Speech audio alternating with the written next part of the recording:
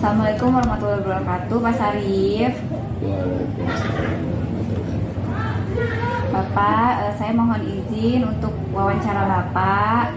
Kan Bapak di sini sudah lama menjadi kepala sekolah atau pimpinan. Wawancara kali ini temanya pengambilan keputusan berbasis nilai-nilai kebajikan sebagai seorang pemimpin. Nah, saya mau belajar sama Bapak bagaimana sih cara mengambil keputusan yang tepat, yang tidak merugikan kedua belah pihak sebagai pemimpin yang baik ya Pak. Boleh ya Pak? Selama ini bagaimana Bapak dapat mengidentifikasi kasus-kasus yang merupakan dilema etika atau bujukan moral? Baik, terima kasih Bu Bima ya, atas kepercayaannya untuk mencari sumber informasi tentang manajemen pengambilan keputusan seorang pemimpin. Jadi langkah-langkah yang dilakukan terhadap baik itu permasalahan yang menyangkut etika atau moral kita memang harus sangat berhati-hati dalam hal ini, tentu agar tidak ada yang merasa dirugikan gitu ya. Kita harus betul-betul bijak, kita betul-betul mengambil keputusan. Tentu saja yang pertama kita harus menganalisa terlebih dahulu permasalahan yang terjadi, cari informasi sebanyak mungkin kemudian kita setelah kita mengetahui sumber-sumber atau permasalahan baru kita ambil tentu juga kita bisa meminta pertimbangan ada beberapa orang terdekat untuk memberikan satu masukan supaya apa yang kita putuskan itu tidak menjadi satu kesalahan. Artinya keputusan betul-betul tidak mencederai orang lain karena jika kita bicara dilema etika itu riskan sekali sama permasalahan-permasalahannya di dalam kehidupan kita kadang-kadang kita melakukan satu keputusan memang benar-benar harus dipertimbangkan dari berbagai sisi jangan kita kemudian mulai dari ucapan kita, dari mulai langkah-langkah kita mengambil keputusan setelah kita menganalisa semuanya baru kita ambil keputusan dengan meminta juga pertimbangan dari orang-orang terdekat, misalnya dalam kepala sekolah kita ajak bicara berikan tidak sependapat atau tidak sepaham baru kita memang punya kebijakan atau keputusan yang betul-betul bisa memberikan keputusan yang tidak merugikan. Dari itu langkah-langkah yang ditempuh dalam hal pengambilan keputusan dalam selama kepemimpinan yang artinya kita jangan juga selalu bersikap rasa bahwa kita pemimpin juga seperti itu. Selanjutnya Pak selama ini bagaimana Bapak menjalankan pengambilan keputusan di sekolah, terutama untuk kasus-kasus di mana ada dua kepentingan yang sama-sama baik atau sama-sama benar, terutama sama-sama mengandung nilai kebajikan juga. Bagaimana tuh Pak? Dalam pengambilan keputusan ya tentu kita di kehidupan yang demokratis ya, kita berupaya bagaimana sikap musyawarah ya, dan yang terpenting kita sebagai pimpinan itu kita harus membangun satu komunikasi yang baik dengan stakeholder yang ada di lingkungan sekolah. Itu pentingnya. Artinya dengan terbangunnya komunikasi yang baik ya, kita walaupun sebagai pemimpin jangan merasa bahwa saya pimpinan ya, tapi kita adalah bagian dari mitra ya, guru ya, sehingga tidak ada jarak yang terlalu jauh kan gitu ya. Nah jadi harus dibangun komunikasi yang baik ya. Dalam hal ini memang pengambilan keputusan ya yang sama-sama mengandung kebaikan ya, sama-sama mengandung kebaikan ya, memang menyangkut masalah etika ya, etika itu memang ya riskan ya, karena banyak kalau kita juga gegabah gitu ya, pengambilan keputusan itu bisa menyangkut masalah mahasiswa, masalah panjang ya, memang pengambilan keputusan itu ya, paling tidak kalau memang kita bisa bermusyawarah dengan orang-orang di sekitar ya, dengan guru, dengan penjaga sekalipun atau dengan teknik yang gitu, kita ajak bermusyawarah gitu ya, dicari kebenarannya yang paling kan gitu ya, sehingga nanti pada saat kita mengambil satu keputusan semuanya bisa menerima kan gitu ya.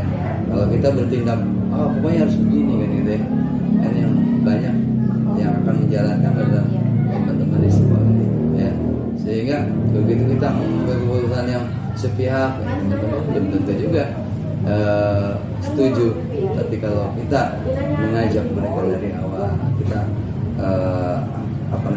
memutuskannya dan melibatkan teman-teman guru atau tenaga pendidik yang dapat tendik kan gitu. Jadi mereka akan merasa betul-betul iya tadi memang masalahnya ini, jadi keputusannya harus kita jalankan bersama gitu ya. Kalau kita memang menyelesaikan satu permasalahan dengan mufakat ya Pak ya. Jadi langkah-langkah atau prosedurnya seperti apa sih Pak yang biasa Bapak lakukan untuk mengatasi masalah yang tadi? Kalau itu terjadi satu perselisihan kan gitu ya.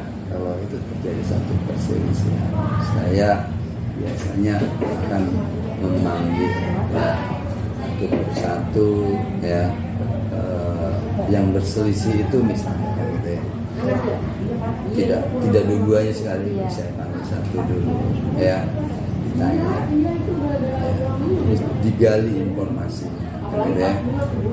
Di waktu yang berbeda saya panggil juga yang satunya, cari lagi informasinya sebanyak mungkin ya, ditanya kan gitu ya, maunya seperti apa kan gitu ya, sehingga dengan kita tahu harapannya ya, kita bisa menyelesaikan, bukan berarti mengikuti kemauan dia, tapi kita akan mencari titik tengah kan gitu ya. Jadi setelah kedua-duanya dipanggil ya di waktu yang berbeda, baru kita bertemu kan gitu ya. Kalau itu ada terjadi satu perselisihan kan gitu ya, jadi tidak terjadi satu perselisihan antara ada dua kepentingan terus langsung kita aduin kita duduk bersama ya, nggak bisa juga, mungkin malah berantem di situ kan gitu ya. Jadi harus kita gali dulu informasi kan sebanyak mungkin, ada apa, kepentingan apa sih sampai seperti itu kan gitu ya. Harus benar-benar cari informasi baru dipertemukan, dimusyawarahkan. Diharapkan dengan seperti itu kita sudah punya gambaran dua-duanya maunya memang seperti itu. Jadi kita ambil klopnya supaya ketemu ya, tidak ada lagi pertentangan, perselisihan, hal yang sering kita lakukan di sekolah. Baik Pak, jadi kita mencari sumber dulu ya Pak ya, akar permasalahannya dari mana gitu ya Pak ya. Hal apa saja yang selama ini Bapak anggap efektif dalam pengambilan keputusan pada kasus-kasus dilema etika? Yang paling efektif? Ya, efektif. Paling efektif dalam satu komunikasi yang baik itu aja ya, bangun komunikasi yang baik ya, sehingga ada apa ya namanya kedekatan gitu ya untuk menyampaikan apa yang jadi keluhan, apa yang menjadi kendala, apa yang menjadi satu permasalahan ya. Kalau komunikasi saja sudah tidak terbangun kan gitu ya, ya saya pikir suasananya akan sangat tidak nyaman kan gitu ya. Jadi memang dalam satu lingkup komunitas, dalam satu lingkup lembaga, yang pertama yang memang harus kita bangun adalah satu komunikasi. Dengan adanya komunikasi yang baik ya, antara sesama teman, pimpinan dengan para stakeholder yang lain, itu akan merasa nyaman ya. Dan dengan ada rasa nyaman itulah masing-masing akan berupaya bagaimana sih menghargai orang lain, sehingga dengan kita belajar bagaimana menghargai orang lain, saya pikir perselisihan, pertentangan itu akan semakin minim kan gitu, mungkin tidak terjadi kan gitu. Kenapa? Karena itu tadi karena adanya komunikasi yang baik ya, sehingga timbullah satu pemahaman ya, selalu ingin menghargai orang lain kan gitu ya. Dengan menghargai orang lain ya, saya pikir orang itu tidak akan mengedepankan pertentangan, justru akan menghindari bagaimana pertentangan itu jangan sampai terjadi kan gitu. Ya,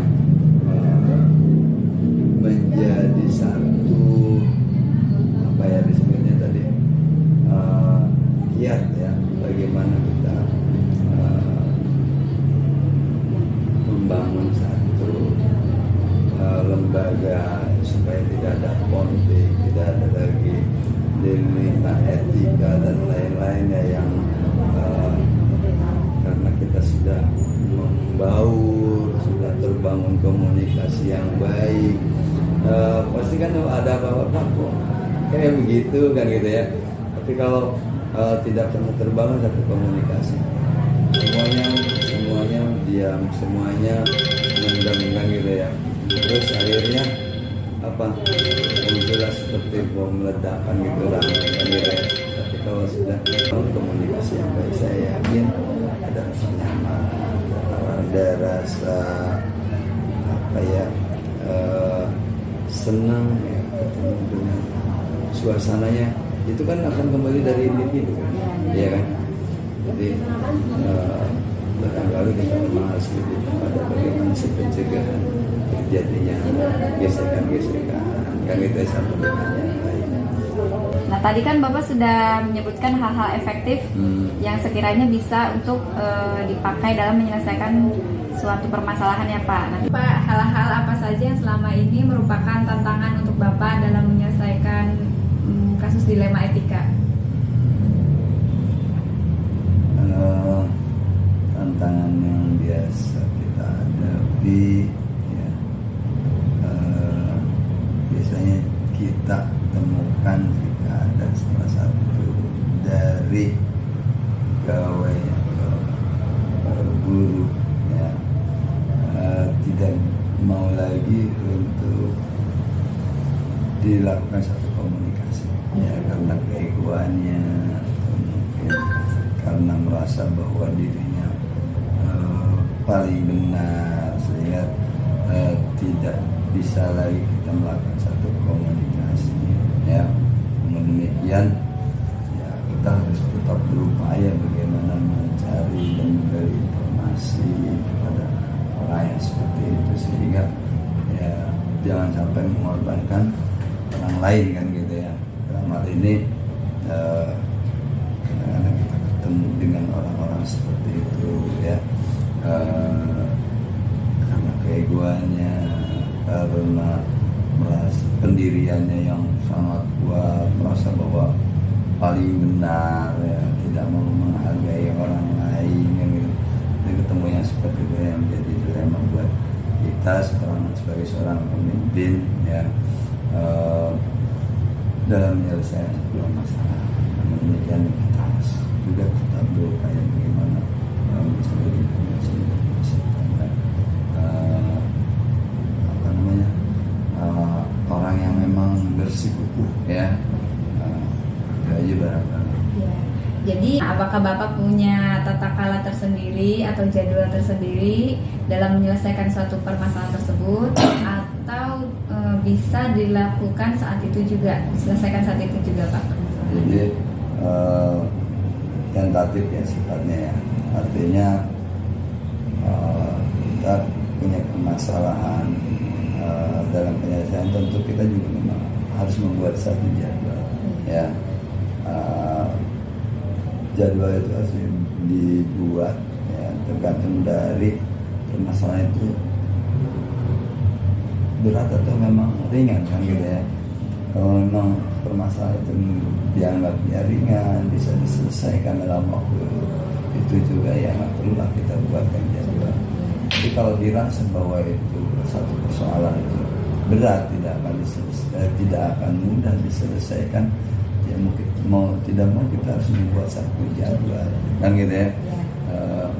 Untuk pertemuan dengan si A, pertemuan dengan si B, untuk mempertemukannya, untuk mencari solusi-solusi dengan teman-teman sejawat misalnya kan gitu ya, cari informasi itu kita programkan. Kenapa? Dengan harapan secepat mungkin permasalahan itu bisa diatasi kan gitu. Kalau kita nggak punya jadwal, takutnya terbengkalai ya, malah akan menjadikan satu permasalahan itu menjadi lebih besar kalau ada pembicaraan. Nah Pak, kira-kira ada tidak ya Pak seseorang atau faktor-faktor yang kiranya bisa mempermudah Bapak dalam menyelesaikan kasus-kasus dilema etika? Ya sering menggunakan, memberdayakan ya teman-teman sejawat ya, teman-teman guru wakasem atau guru senior atau guru yang terlihat lebih bijak ya, untuk dimintai pandangannya, dimintai keterangannya, dengan harapan apa yang menjadi satu keputusan kita sebagai pemimpin tepat adanya ya. Dan yang terpenting dengan kita menanyakan ya kepada orang-orang di sekitar, secara otomatis kita mencari dukungan pembenaran apa yang memang akan kita lakukan ya, supaya kalau mendapatkan dukungan dari banyak orang gitu, satu permasalahan itu akan lebih cair, mudah cair, lebih cepat kan gitu ya, diterima oleh orang-orang di sekitar. Baik Pak. Nah dari semua yang telah Bapak sampaikan hari ini, kira-kira ada nggak sih Pak pembelajaran yang bisa di-share untuk saya ke depannya? Bagaimana mungkin untuk menjadi suatu kepala sekolah atau pimpinan yang baik itu seperti apa sih Pak dalam mengambil suatu keputusan? Ya, yang pasti kita harus menjadi orang yang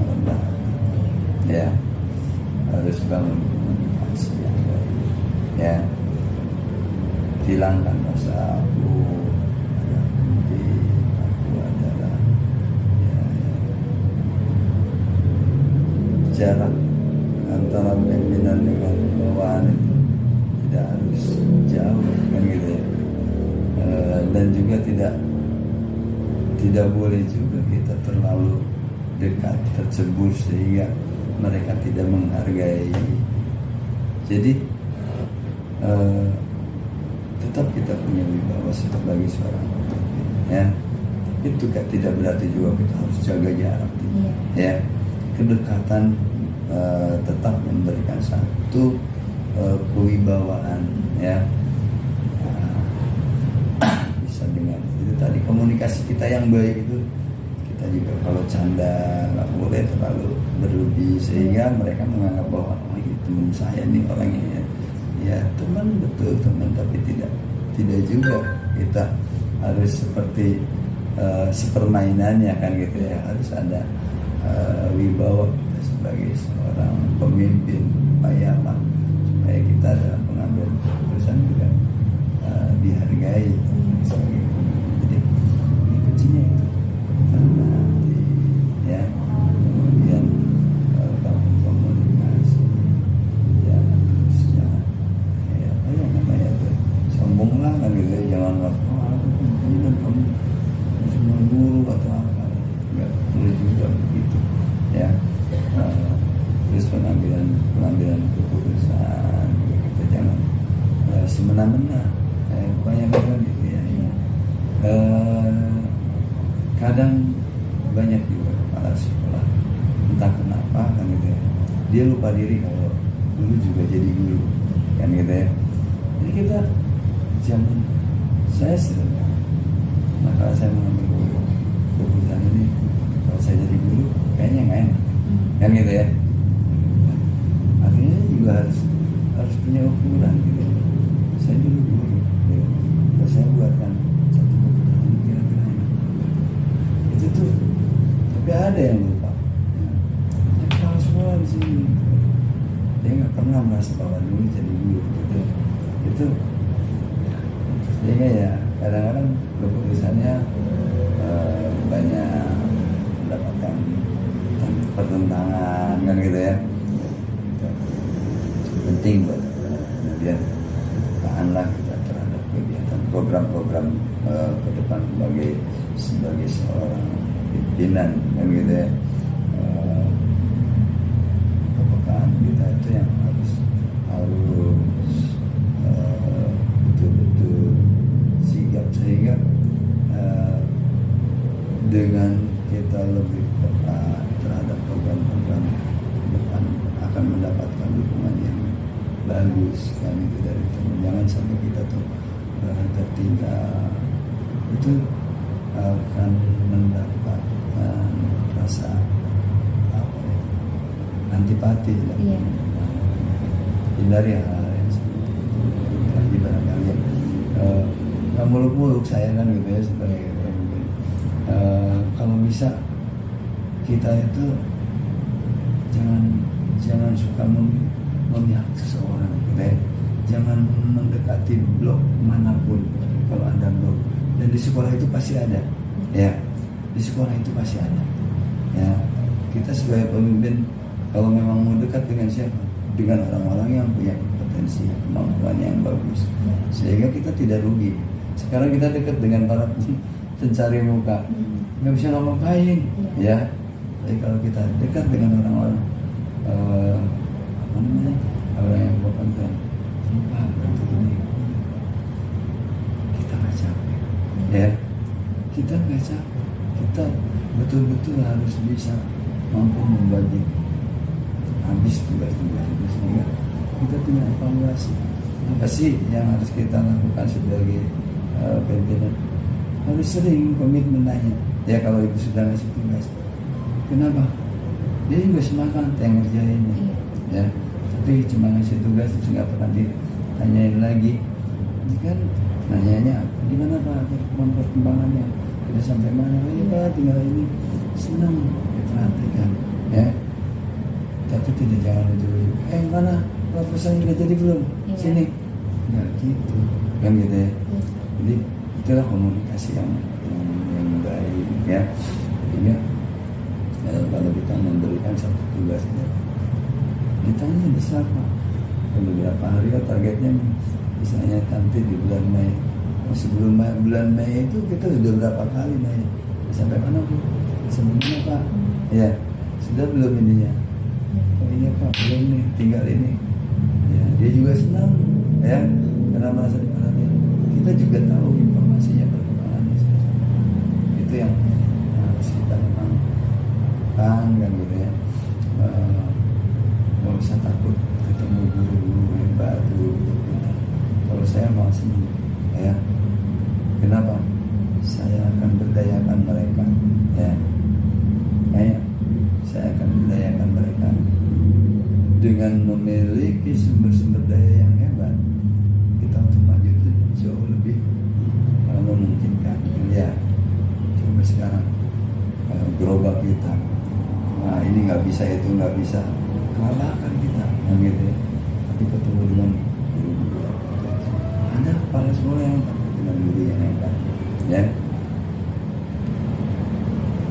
Kan bisa juga kalau guru hebat, guru yang lebih pintar itu tidak dimanfaatkan, juga bisa jadi ngerecokin. Iya. Ya. Kenapa? Tidak dihargai, tidak diberdayakan energinya. Dia punya energi gitu ya. Kasih dong kesempatan, biar apa? Biar energinya habis, terkuras masuk ke untuk memajukan kita kan gitu. Ada kau pindahin aja salah, saya senang kok. Kenapa? Kita nggak capek ini. Pak Sarif, terima kasih atas sharing-sharing hari ini. Ilmunya sangat bermanfaat untuk saya. Mudah-mudahan manfaat. Ya, mudah-mudahan. Ya, ininya aja jawabnya. Iya. Mudah-mudahan kedepannya nanti saya bisa duplikasi ya Pak dari pengalaman-pengalaman Bapak selama ini. Terima kasih Pak Sarif. Sama-sama. Assalamualaikum Sukses warahmatullahi wabarakatuh. buat Bro Ima. Amin, terima kasih Pak.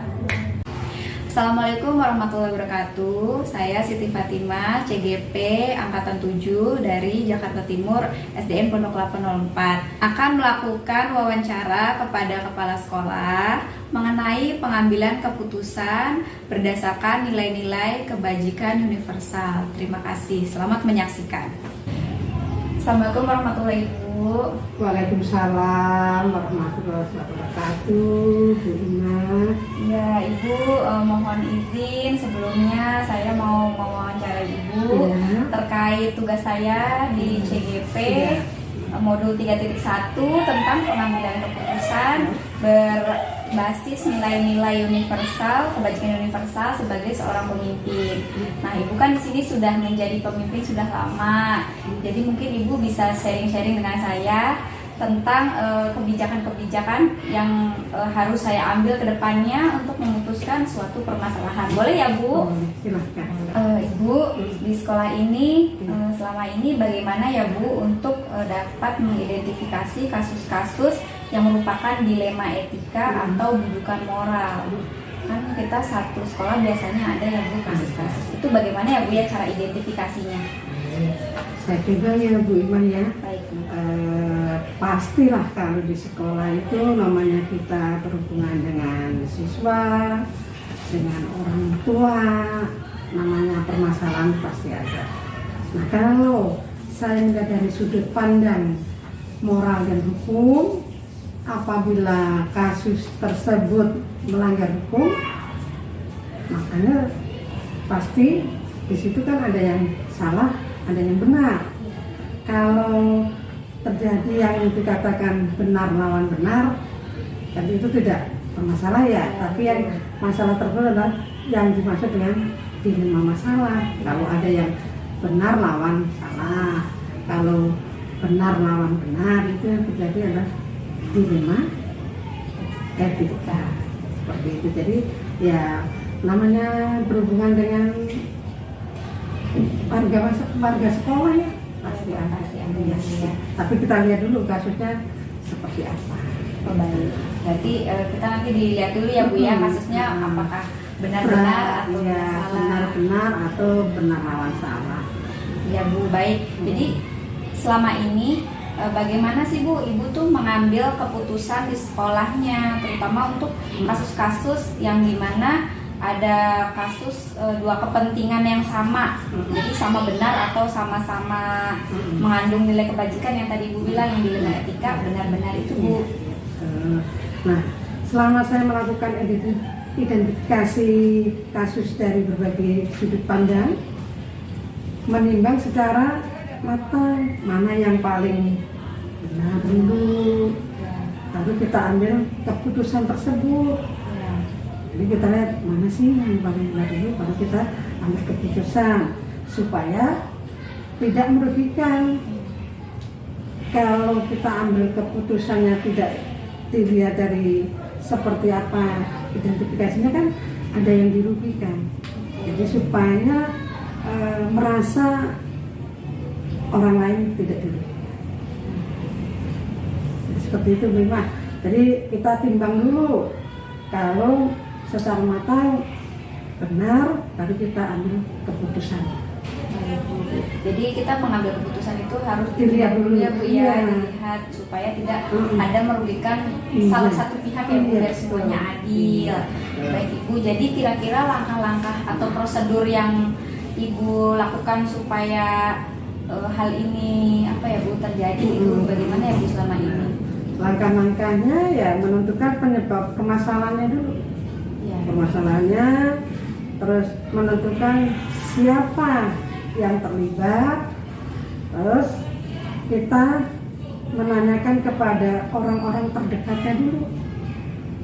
Jadi pertama adalah permasalahannya dulu kita cari, terus kita tentukan siapa saja yang terlibat, baru menanyakan pada orang-orang terdekatnya, terus ambil solusi keputusan, menimbang lagi dari berbagai sudut pandang sebelum memutuskan atau mengambil keputusan. Jadi solusi, adalah solusi bagaimana untuk memecahkan permasalahannya.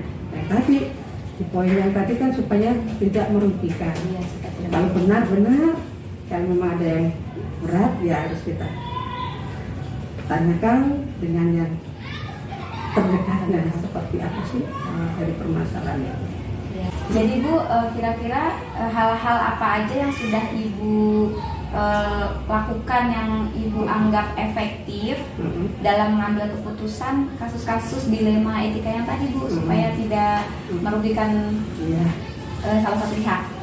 Saya menentukan analisis kasusnya itu. Ya, kemudian menentukan solusinya.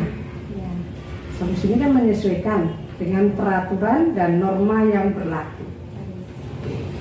Jadi kita lihat dulu, serta mengedepankan kepentingan umum. Kita kedepankan adalah kepentingan umum yang bermanfaat bagi banyak orang, baik secara jangka panjang ke depannya. Jadi selama ini Ibu menyelesaikan masalah-masalah dilema etika, kira-kira ada nggak sih Ibu tantangan-tantangan yang Ibu hadapi dalam penyelesaiannya Bu? Nah, tantangan dalam mengambil keputusan masalah itu pasti ada tantangannya lah. Yang tadi kita sampaikan, jangan sampai merugikan. Gitu.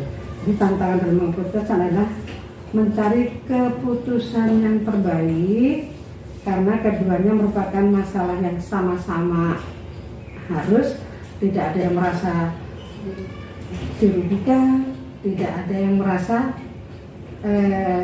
disalahkan.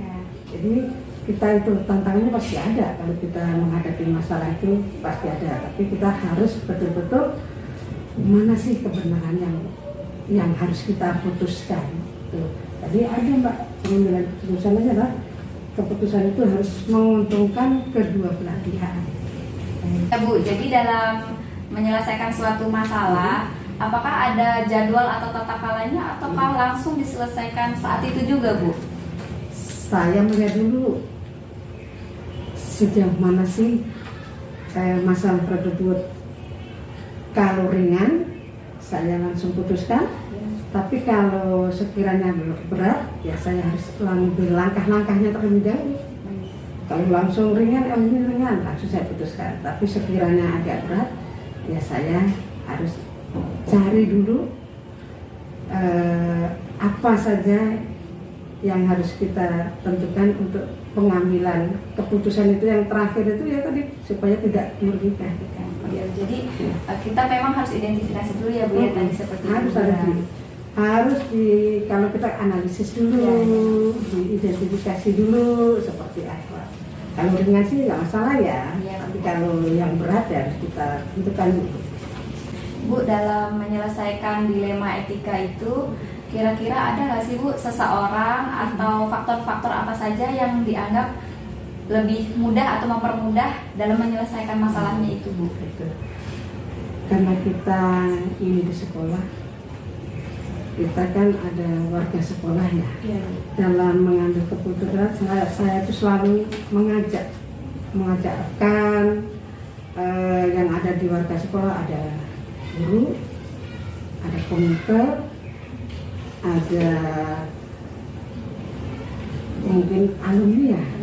Itu harus kita ajak bicara, mempunyai kedekatan personal lah dengan orang-orang yang mengalami permasalahan. Mungkin komite kan juga termasuk mitra kita, jadi kita ajak teman yang ada di sekolah, guru kita ambil. Jadi teman-teman dekat kita dulu kita kumpulkan supaya ada pendekatan dulu kita dengan personal yang akan kita hadapi. Baik, jadi pendekatan secara personal dulu ya ke guru ya kita ajaklah untuk mengambil keputusan. Kita kan nggak bisa memutuskan sendiri yang dari awal supaya tidak merugikan. Baik Bu. Nah Ibu, tadi kan Ibu sudah menyampaikan sharing ya Bu dengan saya tentang cara pengambilan keputusan dengan berbasis kebajikan atau kebijakan universal ya Bu. Nah kira-kira dari yang telah Ibu sampaikan itu, kira-kira ada nggak sih Bu pembelajaran atau yang bisa dipetik dari pengalaman-pengalaman Ibu? Nah, pasti ada ya, pasti ada dalam pelajaran yang diambil. Kita selaku pimpinan, dan insya Allah nanti Ibu Ima juga akan menjadi seorang pimpinan. Harus lebih bijak, harus lebih bijaksana dalam menentukan keputusan. Karena tidak bijak, nanti akan dari awal tadi yang dilema, ada yang merasa dirugikan. Jadi yang kita ambil adalah kita selaku pimpinan dalam memutuskan segala sesuatunya itu harus lebih bijak. Dan mudah-mudahan Bu Ima nanti jadi seorang pemimpin juga sama ya. Kita lagi ini kan akan jadi seorang pemimpin. Waktu masih muda, yang dihadapi kan nanti mungkin usia yang udah seperti saya. Jadi dilihat dari berbagai segi. Itulah yang kita petik adalah kebijakan yang kita putuskan supaya tidak merugikan orang lain. Makanya seorang pemimpin harus lebih bijaksana. Baik Bu, terima kasih Bu untuk masukan dan sharingnya. Saya sudah belajar banyak dari yang Ibu telah sampaikan. Mudah-mudahan diskusi kita kali ini menjadikan manfaat untuk saya terutama ya Bu, dan mungkin untuk orang-orang lain di sekitar kita. Jadi sukses untuk Bu Ima nanti ke depannya, karena yang kita bekerja itu di dunia pekerjaan kita itu kan berhubungan dengan anak-anak. Akhlak anak-anak itu yang harus kita jaga supaya anak dan teman-teman itu di sekolah merasa nyaman. Kenapa Bu Ima? Supaya Bu Ima lebih giat lagi, lebih sukses lagi, menjadi kepala sekolah nantinya yang bermanfaat bagi warga sekolah. Baik, Ibu. Terima kasih Bu atas doa-doanya. Insya Allah saya akan berusaha untuk belajar lebih baik lagi setiap harinya, Bu. Jadi demikian ya, Bu, untuk diskusi kali ini. Saya mengucapkan terima kasih yang banyak kepada Ibu sudah meluangkan waktunya untuk saya diskusi hari ini. Sama-sama Bu Iman ya, sukses selalu, semangat.